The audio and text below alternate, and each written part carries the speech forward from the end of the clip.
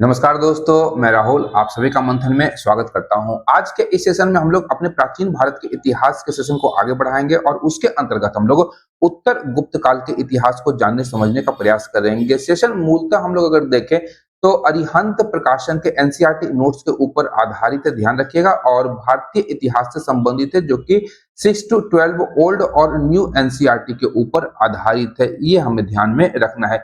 Session के अंतर्गत हम लोग मूल रूप से उत्तर गुप्त काल के उपरांत भारत में प्रमुख रूप से स्थापित वंशों को हम लोग देखेंगे, जिसमें पुष्यभूति वंश हो गया, जिसके अंतर्गत हर्षवर्धन ने उत्तर भारत में शासन किया। साथ ही साथ हम लोग दक्षिण भारत में पुलकेशिन या फिर हम लोग चालुक्य डायनेस्टी को कवर करेंगे। साथ ही साथ हम लोग गुर्जर प्रतिहार वंश, इसके अतिरिक्त बंगाल, उड़ीसा और असम या कामरूप में स्थापित स्थानीय वंशों को समझने का प्रयास करेंगे। छोटे छोटे वंश हैं, यहाँ ध्यान रखिएगा। सेशन 2 पार्ट में कवर होंगे। पहले पार्ट के अंतर्गत हम लोग हर्षवर्धन और चालुक्य डायनेस्टी को हम लोग कवर करेंगे, ये ध्यान रखना है। सेशन 14वीं जेपीएससी के साथ साथ 71वीं बीपीएससी प्रीलिम्स के लिए अत्यंत ही महत्वपूर्ण होने वाला है। तो सेशन को हम लोग प्रारंभ करेंगे। इससे पूर्व हम लोग देख चुके हैं कि ये जो बुक है काफी ज्यादा अच्छी पुस्तक है, हम लोगों ने पूर्व में ही देख लिए हैं। इसके विषय में विशेषता है, उसकी चर्चा यहाँ पर हम लोग नहीं करेंगे। यहाँ पर सीधा हम लोग समझने का प्रयास करेंगे कि जब गुप्त वंश भारत के ऊपर शासन कर रहा था तो लगभग समुद्रगुप्त के शासन काल में संपूर्ण भारत को इसने एकता के सूत्र में बांधने का प्रयास किया था। लेकिन जैसे ही गुप्त वंश का पतन होता है, फिर से वह विकेंद्रीकरण का दौर प्रारंभ हो जाता है और भारत में क्षेत्रीयता की भावना का विकास हो जाता है और क्षेत्रीय स्तर पर विभिन्न सामंत जो कि गुप्त काल में सामंत के रूप में कार्य कर रहे थे वो शक्तिशाली हो जाते हैं और स्थानीय वंशों का विकास हम लोग देखते हैं। इसके पश्चात अगर हम लोग देखें तो स्थानीय वंशों में मूल रूप से अगर हम लोग देखें तो वल्लभी गुजरात के मैत्रक वंश, पंजाब के हुण, मालवा और मगध में शासन कर रहे उत्तर गुप्त वंश, कन्नौज के मौखरी और थानेश्वर के पुष्यभूति वंश को हम लोग शामिल कर सकते हैं। साथ ही साथ ध्यान रखिएगा कि आपका गौड़ गौड़ जो कि बंगाल का क्षेत्र था, गौड़ का शशांक भी बहुत ही महत्वपूर्ण शासक है। आगे समझेंगे किस प्रकार से महत्वपूर्ण शासक है। साथ ही हम लोग पाल वंश को देखेंगे, गुर्जर प्रतिहार के साथ साथ हर्षवर्धन को यहाँ पे हम लोग पहले कवर कर लेंगे। सबसे पहले देखते हैं पुष्यभूति वंश को। तो यहाँ पर ध्यान रखिएगा कि 6ठी शताब्दी के उत्तरार्ध और 7वीं शताब्दी के पूर्वार्ध में अगर हम लोग देखें तो थानेश्वर जो कि हरियाणा में स्थित है, हरियाणा में पुष्यभूति वंश की स्थापना होती है। पुष्यभूति इस वंश का संस्थापक था, ध्यान रखिएगा। और पुष्यभूति वंश के जो शासक थे वो प्रारंभ में गुप्तों के सामंत थे। इसका उल्लेख हमें कहां से प्राप्त होता है तो हर्षवर्धन के 2-3 अभिलेखों के नाम आप लोग ध्यान में रखेंगे। पहला हमारा मधुवन अभिलेख, दूसरा बांसखेड़ा अभिलेख, तीसरा सोनीपत अभिलेख और चौथा नालंदा से प्राप्त अभिलेखों से हमें पुष्यभूति वंश के प्रारंभिक शासकों के विषय में जानकारी प्राप्त होती है। और यहाँ पर हम लोग यूं कहे कि जब पुष्यभूति वंश का पहला शासक था वह था प्रभाकर वर्धन, और यह गुप्तों के सामंती व्यवस्था से हट करके क्षेत्रीय स्तर पर स्वतंत्र शासक के रूप में कार्य करना प्रारंभ करता है। और पुष्यभूति वंश का पहला शासक था जिसने महाराजा धीराज जैसी उपाधि धारण की थी, और इतिहासकारों का कहना है कि यह उपाधि उसने इसलिए धारण की थी कि वह स्वतंत्र रूप से या गुप्तों से अलग होकर के शासन करने लगा था। यहाँ पर ध्यान रखना है हमें कि हर्षचरित में प्रभाकर वर्धन को प्रतापशिला कहा गया। बड़ा इंपॉर्टेंट फैक्ट है, ये ध्यान रखेगा।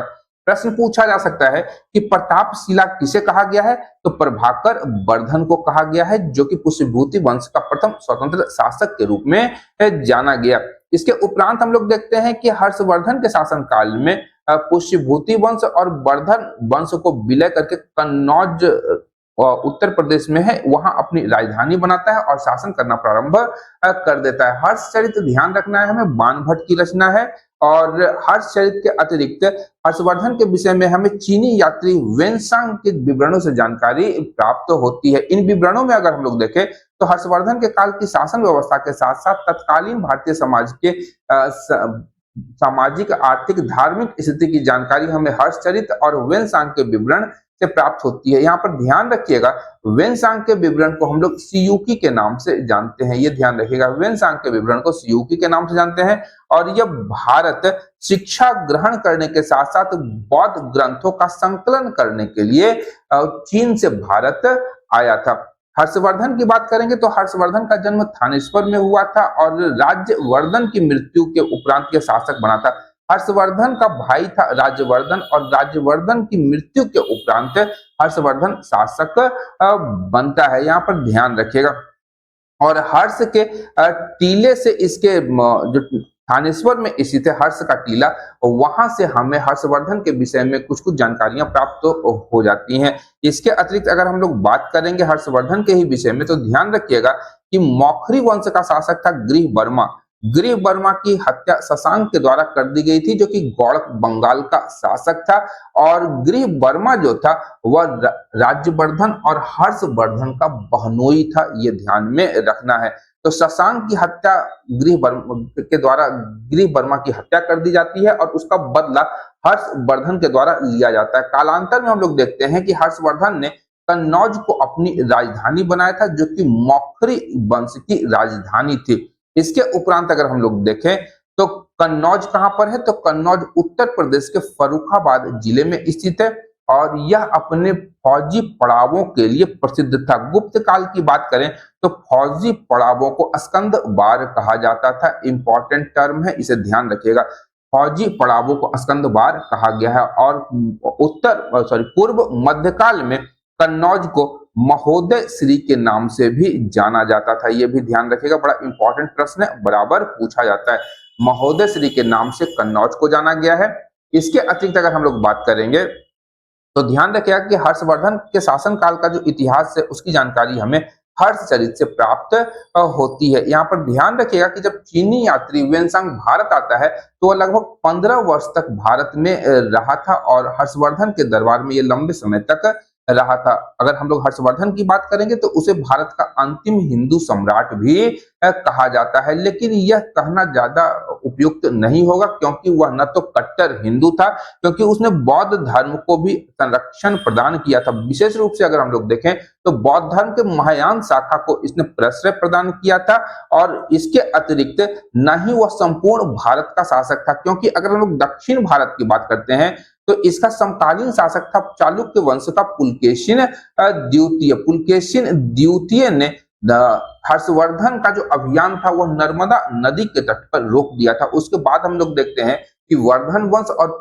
चालुक्य वंश की जो प्राकृतिक सीमा थी वह नर्मदा नदी डिफाइन करती थी। नर्मदा नदी के उत्तर में हर्षवर्धन का शासन और नर्मदा नदी के दक्षिण में पुलकेशिन द्वितीय का शासन था। अगर हम लोग इसकी सीमाओं की बात करेंगे तो हर्षवर्धन का जो राज्य था वह कश्मीर को छोड़ करके लगभग उत्तर भारत में फैला हुआ था, जिसमें हम लोग देखें तो राजस्थान, पंजाब, उत्तर प्रदेश और बिहार उसके प्रत्यक्ष नियंत्रण में थे। इसके अतिरिक्त पूर्वी भारत की बात करेंगे तो उसी समय पूर्वी भारत में गौड़ का शासक था शशांक, जो कि शैव धर्म का अनुयायी था। और शशांक के साथ हर्षवर्धन का युद्ध होता है। और यहाँ पर ध्यान रखिएगा कि दक्षिण भारत की ओर अगर हम लोग देखें तो पूर्व में हम लोग चर्चा कर चुके थे कि हर्षवर्धन के अभियान को नर्मदा नदी के तट पर चालुक्य शासक पुलकेशिन द्वितीय ने रोका था। पुलकेशिन द्वितीय की बात करेंगे तो उसने आधुनिक कर्नाटक और महाराष्ट्र के एक बड़े भूभाग पर शासन किया था और उसकी राजधानी कर्नाटक में आधुनिक बीजापुर जिले के बादामी में थी। इन्हें बादामी के चालुक्य भी कहा जाता है। बादामी के चालुक्य के रूप में भी इन्हें जाना जाता है। बड़ा इंपॉर्टेंट है, ध्यान रखिएगा, ये बड़ा महत्वपूर्ण प्रश्न हो सकता है कि चालुक्य वंश की राजधानी कहां थी, तो कर्नाटक के बीजापुर जिले के बादामी में चालुक्यों की राजधानी थी। इसके अतिरिक्त अगर हम लोग बात करें तो हर्षवर्धन भी गुप्तों की भांति अपने राज्यों पर जो विजय प्राप्त करता था उससे या तो वह राज कर लेता था या जब वह युद्ध करता था तो उसकी सहायता के लिए अपने आश्रित राजाओं की सहायता के लिए सैनिक भी भेजा करते थे। हर्षवर्धन ने थानेश्वर के स्थान पर कन्नौज को राजधानी बनाया क्योंकि कन्नौज उसके राज्य के मध्य में स्थित था, यह ध्यान रखिएगा। बहनोई गृह वर्मा था जो कि मौखरी वंश का शासक था, इसकी हत्या कर दी गई थी गौड़ के शासक शशांक के द्वारा। इसके उपरांत इसने शशांक को पराजित किया, कन्नौज को अपने अधीन करता है। ये सब चीजें ध्यान रखिएगा, हम लोग पूर्व में डिस्कशन कर चुके हैं। हर्षवर्धन की बात करेंगे तो वह एक उच्च कोटि का नाटककार भी था। कहा जाता है कि उसने 3 नाटकों की रचना की, प्रियदर्शिका, रत्नावली और नागानंद। प्रियदर्शिका, रत्नावली और नागानंद की रचना हर्षवर्धन के द्वारा की गई ऐसा अनुमान लगाया जाता है, लेकिन कुछ इतिहासकारों का कहना है कि इन तीनों नाटकों की रचना धावक नामक एक कवि ने की थी और हर्षवर्धन से पुरस्कार लेकर या पैसे लेकर के उसने तीनों नाटक लिखे और कालांतर में हर्षवर्धन के नाम से उन्हें प्रकाशित करवाया था। ये भी फैक्ट ध्यान में रखिएगा। हर्षवर्धन के प्रशासन की बात करेंगे तो ध्यान रखिएगा कि हर्षवर्धन का जो प्रशासन था वो मूल रूप से सामंतीय प्रभाव से युक्त था, यानी सामंतों के माध्यम से हर्षवर्धन शासन करता था और इसका जो प्रशासन था वो विकेंद्रीकृत शासन प्रणाली का एक उदाहरण था, जो कि गुप्त काल में भी हम लोग देख चुके हैं। इसके साथ ही ध्यान रखिएगा कि जो भी पुरोहित जो राज्य को समर्पित या विशेष सेवाएं देते थे, उन्हें भूमि दान देने की जो परंपरा गुप्त शासन काल में प्रारंभ हुई थी, वह हर्षवर्धन के शासन काल में भी जारी रही थी। साथ ही साथ हर्षवर्धन जो था वह अपने पदाधिकारियों को वेतन के रूप में शासन पत्र या जिसे हम लोग सनद कहते हैं, सनद के द्वारा भूमि देने की प्रथा भी हर्षवर्धन के द्वारा चलाई गई थी। वेनसांग की बात करेंगे तो वेनसांग ने हर्षवर्धन के शासन काल में राजकीय आय को निम्न 4 भागों में विभाजित किया है। पहला जो आय था वह राजा के खर्च के लिए था, दूसरा विद्वानों के लिए था, तीसरा पदाधिकारियों और अन्य अमलों के लिए खर्च किया जाता था और चौथा जो था वह धार्मिक कार्यों के लिए सुरक्षित रख दिया जाता था, ताकि राज्य जो है विभिन्न धर्मों के प्रगति के लिए विकासात्मक कार्य कर पाए।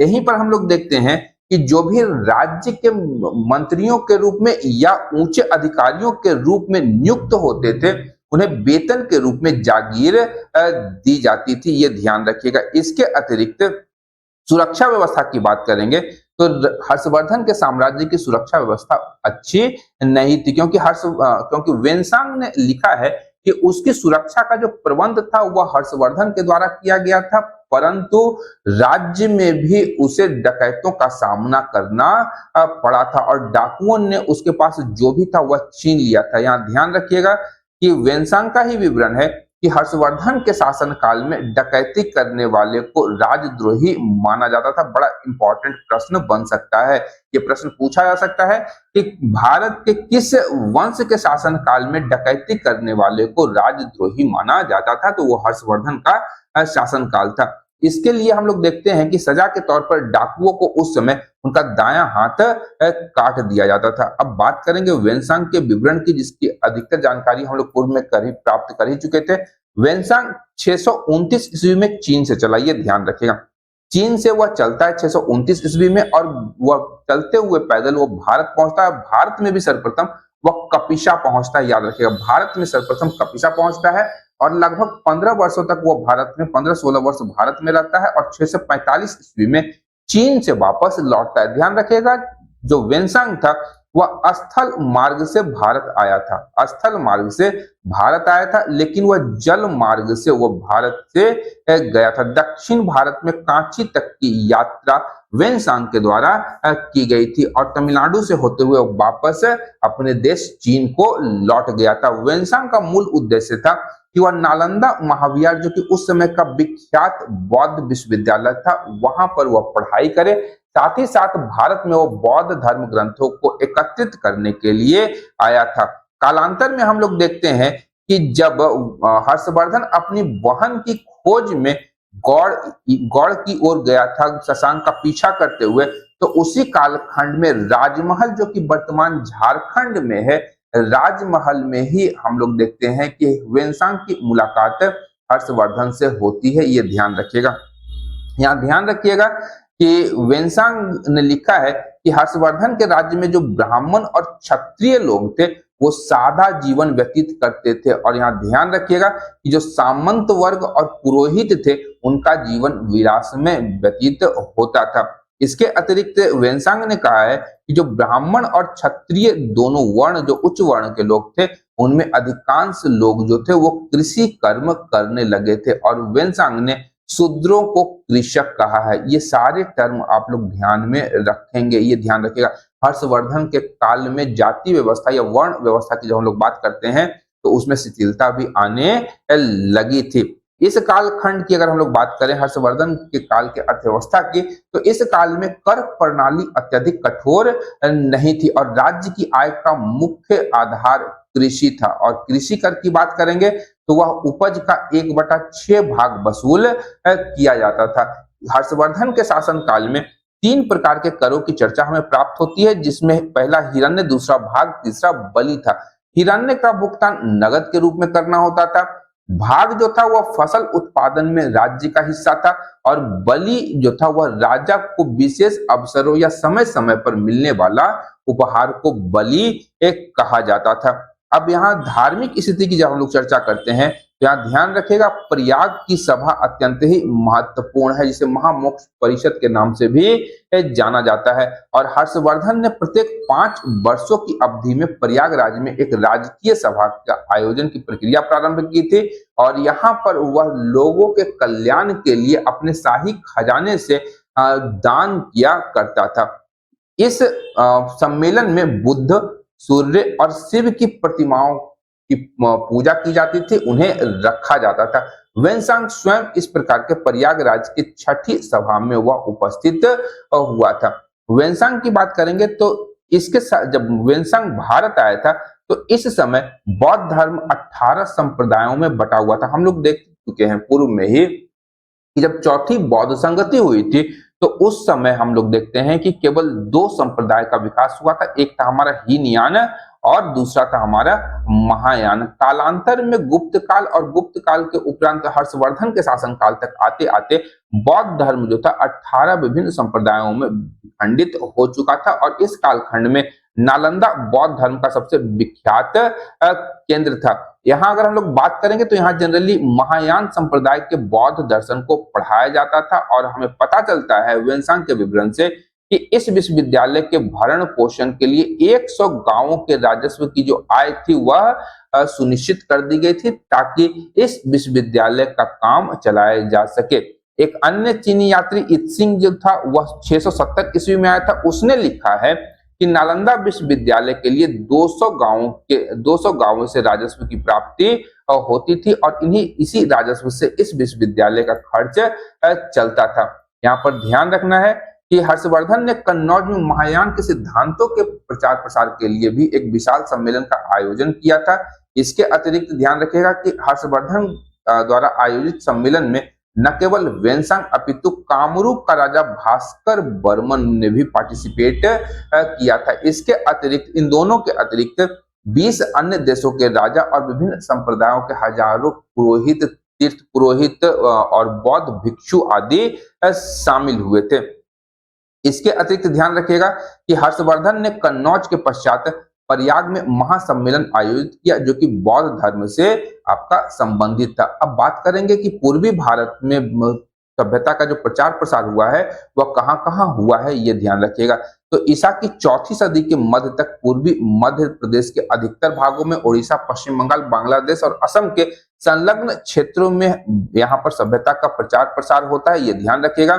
सबसे पहले अगर हम लोग बात करेंगे उड़ीसा और पूर्वी तथा दक्षिण मध्य प्रदेश में किस प्रकार से सभ्यता का प्रसार हुआ, तो यहाँ पर ध्यान रखिएगा कि महानदी के दक्षिण में उड़ीसा का जो क्षेत्र था, समुद्र तटवर्ती क्षेत्र जो था, उसे कलिंग के नाम से जाना जाता था। ये ध्यान रखिएगा, कलिंग आपसे पूछ सकता है कि कहाँ पे था, तो महानदी के दक्षिण में ओडिशा का समुद्र तटवर्ती प्रदेश को कलिंग कहा जाता था। इसका प्रसिद्ध शासक था खारवेल। ध्यान रखें, खारवेल आपका चेदी वंश का शासक था। लेकिन यहाँ पर एक अन्य तथ्य ध्यान रखिएगा कि चेदी वंश का संस्थापक खारवेल के दादाजी महामेघवाहन थे, इसीलिए चेदी वंश को महामेघवाहन वंश के नाम से भी जाना जाता है। और कलिंग राज खारवेल से संबंधित जो जानकारी है हमें वह हाथी गुम्फा अभिलेख से प्राप्त होती है। ध्यान रखें, हाथी गुम्फा अभिलेख, और ये जो अभिलेख है ये भी एक तिथि रहित अभिलेख है, ये ध्यान रखिएगा। जिस प्रकार से अशोक के अभिलेख जो है वो तिथि रहित अभिलेख हैं और उसी प्रकार से हाथी गुम्फा अभिलेख भी तिथि रहित अभिलेख है, ये ध्यान रखिएगा। और अगर हम लोग कलिंग नगरी की बात करेंगे तो भुवनेश्वर से 60 किलोमीटर की दूरी पर कलिंग नगरी की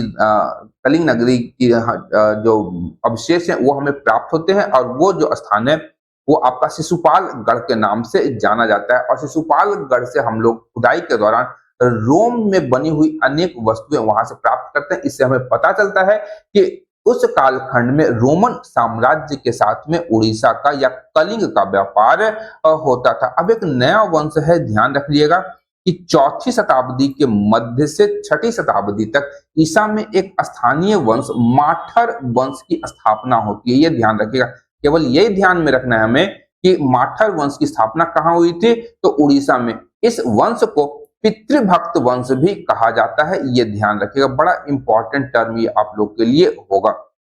इसके अतिरिक्त ध्यान रखिएगा, माठर के समकालीन वंशों में वशिष्ठ, नल और मान वंशों के राज्य थे, ये ध्यान रखिएगा। बाकी जब पीडीएफ उपलब्ध करवा दूंगा मैं, तो वहां पे आप लोग इसको देख सकते हैं कि कौन सा वंश कहां पर शासन कर रहा था, उतना ज्यादा महत्वपूर्ण नहीं है, ये ध्यान रखिएगा।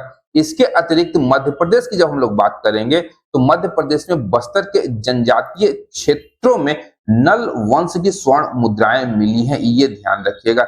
इसके अतिरिक्त ध्यान रखिएगा, मान वंश ने भी तांबे के सिक्के जारी किए थे, और ऐसा प्रतीत होता है कि उस कालखंड में शिल्पियों और किसानों के मध्य भी सिक्कों का प्रचलन हुआ करता था। यहाँ ध्यान रखना है हमें कि ये ध्यान रखिएगा कि जो माठरों के राज्य के अंतर्गत महेंद्र पर्वत था, और वहां पर हम लोग देखते हैं कि वहां से हाथी दांत और चावल का मांड प्राप्त होता था। अलग अलग जिले थे, जिलों के नाम याद रखने की आवश्यकता नहीं है, लेकिन महेंद्र पर्वत के क्षेत्र से हाथी दांत और चावल का मांड प्राप्त होता था।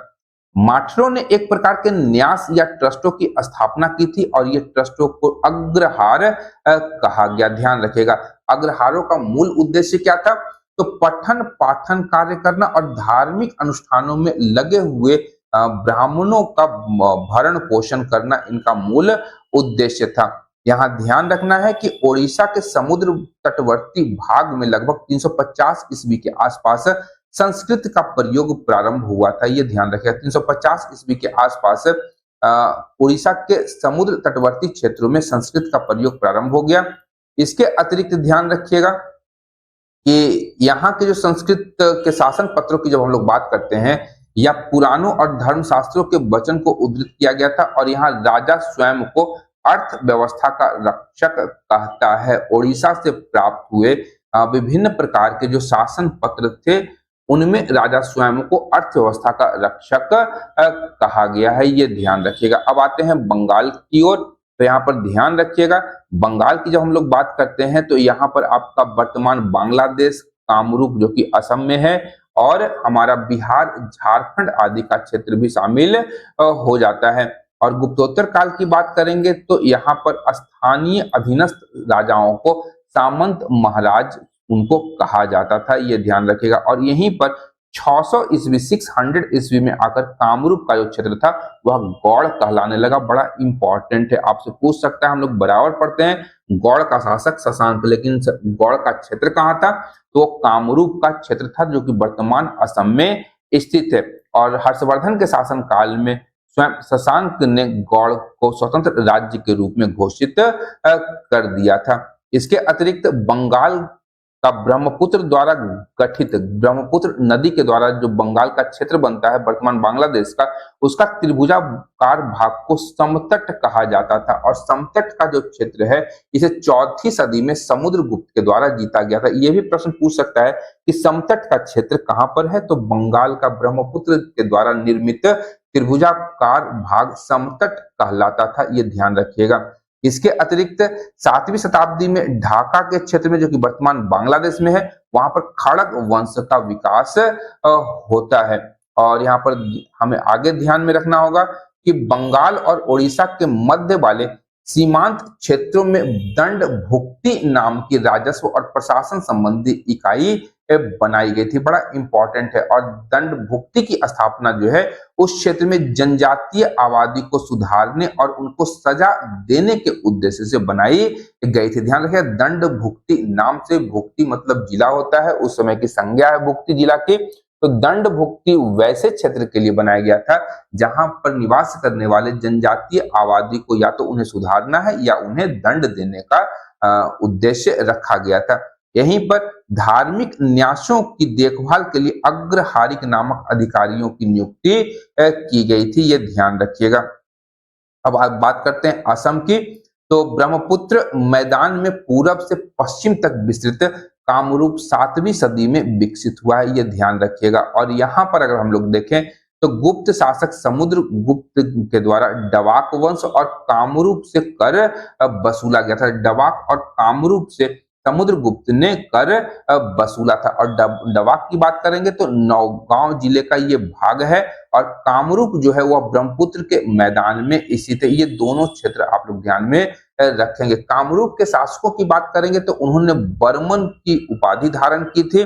और बर्मन की उपाधि अगर हम लोग देखें, इसके विषय में बात करें तो यह न केवल असम में बल्कि वह बंगाल, उड़ीसा, आंध्र प्रदेश, कर्नाटक और तमिलनाडु के शासकों के द्वारा भी बर्मन की उपाधि धारण की जाती थी। इसके अतिरिक्त अगर हम लोग देखें बर्मन उपाधि का अर्थ या आशय क्या होता है, तो बर्मन का अर्थ होता है कवच या जीरा बख्तर, जिसे इंग्लिश में हम लोग बुलेट प्रूफ कहते हैं। ये ध्यान रखिए, बुलेट प्रूफ, कवच या जीरा बख्तर इसे कहा जाता है।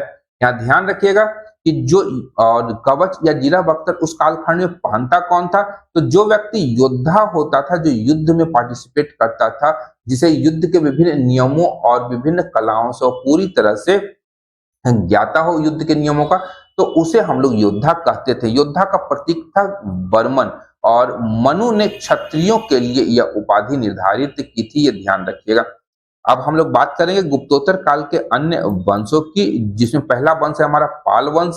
पाल वंश की स्थापना बंगाल में की गई थी, और उस कालखंड में हम लोग देखते हैं कि 750 ईस्वी में गोपाल नाम के एक व्यक्ति को वहां की प्रजा, या हम लोग यूं कहें कि वहां के प्रमुख लोगों के द्वारा गोपाल को शासक चुना जाता है। क्योंकि गुप्त वंश का जब पतन हो जाता है और विशेष रूप से हर्षवर्धन की जब मृत्यु हो जाती है, तो बंगाल में अराजकता का एक दौर चल पड़ता है। उस अराजकता से निपटने के लिए वहां के लोगों ने गोपाल को शासक चुना था, और गोपाल लगभग 20 सालों तक शासन किया था। यहाँ पर ध्यान रखिएगा कि इसने ओदंतपुरी नामक एक बिहार की स्थापना करवाई थी। और जब इसकी मृत्यु होती है 770 ईस्वी में, तो इसका पुत्र धर्मपाल शासक बनता है, जिसने लगभग 40 वर्षों तक बंगाल पर शासन किया था। और इस दरमियान अगर हम लोग देखें तो यहाँ पर ध्यान रखिएगा कि कन्नौज के लिए त्रिपक्षीय संघर्ष हुआ था, जिसमें पाल वंश के साथ साथ आपके राष्ट्रकूट वंश, दक्षिण भारत का राष्ट्रकूट वंश था, और गुर्जर प्रतिहार वंश के शासकों ने पार्टिसिपेट किया था। बड़ा इंटरेस्टिंग है ये पूर्व मध्यकाल का, यह जो कन्नौज के लिए त्रिपक्षीय संघर्ष है, बड़ा इंटरेस्टिंग है, ये ध्यान रखिएगा। और राष्ट्रकूट वंश का शासक था ध्रुव, जिसने धर्मपाल को पराजित किया था। यहाँ पर ध्यान रखिएगा कि दक्षिण भारत से उत्तर भारत पर हमला करने वाला पहला वंश राष्ट्रकूट वंश था, और पहला शासक था आपका ध्रुव, जिसने धर्मपाल को पराजित किया था। और कन्नौज पर इसने अधिकार भी किया था, लेकिन ज्यादा समय तक इसका अधिकार नहीं रह पाया था। हम लोग देखते हैं कि कन्नौज के लिए जब आपका त्रिपक्षीय संघर्ष हुआ था, तो वहां पर आयुध वंश का शासक था। आयुध वंश का शासक था, और इसके दो भाई थे। आयुध वंश के दो शासक थे, एक था आपका इंद्रायुद्ध, एक था आपका चक्रायुद्ध। और इन दोनों भाइयों को बारी बारी से अलग अलग गोपाल हो, राष्ट्रकूट हो, गुर्जर प्रतिहार हो, ये आकर के शासन के लिए बिठाते थे। एक को हटाता था, दूसरे को बिठाया जाता था। बड़ा इंटरेस्टिंग है, 100 सालों तक ये संघर्ष चला था। यहाँ पर ध्यान रखिएगा कि धर्मपाल को न केवल ध्रुव ने अपितु गुर्जर प्रतिहार वंश के शासक नागभट्ट द्वितीय ने भी पराजित किया था। 9वीं सदी की बात करेंगे तो 9वीं सदी के मध्य में सुलेमान नामक एक अरब व्यापारी था। उसने भारत की यात्रा की थी, और उस कालखंड में पाल वंश का शासक था देवपाल, और इसे पूर्वी भारत का शासक सुलेमान ने कहा है। सुलेमान की यात्रा विवरणों से अगर हम लोग देखेंगे तो उसने पाल राज्य को रुहमा या धर्म कहा है, और धर्म का रूप अगर हम लोग देखें तो धर्मपाल का संक्षिप्त रूप है, ये ध्यान रखिएगा। सुलेमान का कहना है कि पाल राजा का अपने पड़ोसी शासकों प्रतिहारों राष्ट्रकूटों से संघर्ष चल रहा था, लेकिन उसकी सेना उसके शत्रुओं की सेना से विशाल या काफी ज्यादा बड़ी थी। इसके अतिरिक्त अगर हम लोग देखें तो पालों के विषय में जो ऐतिहासिक जानकारी हमें प्राप्त होती है, वह न केवल हमें सुलेमान यात्रियों के विवरण से, बल्कि बौद्ध यात्रियों और बौद्ध ग्रंथों से भी हमें पाल वंश के विषय में जानकारी प्राप्त होती है।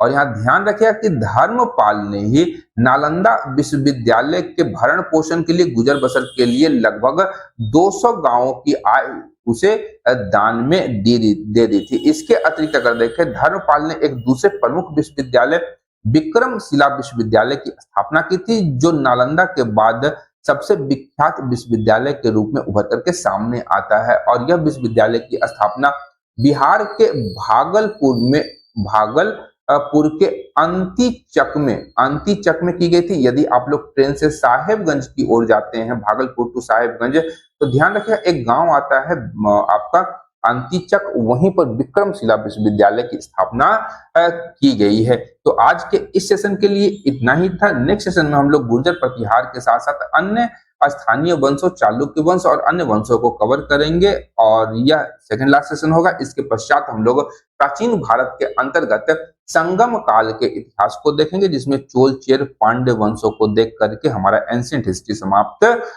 हो जाएगा। तो आज के लिए इतना ही, मिलते हैं अगले सेशन में। तब तक के लिए धन्यवाद। देखते रहिए मंथन, क्योंकि मैं इस प्रकार के वीडियोस लाता रहता हूं। Thank you.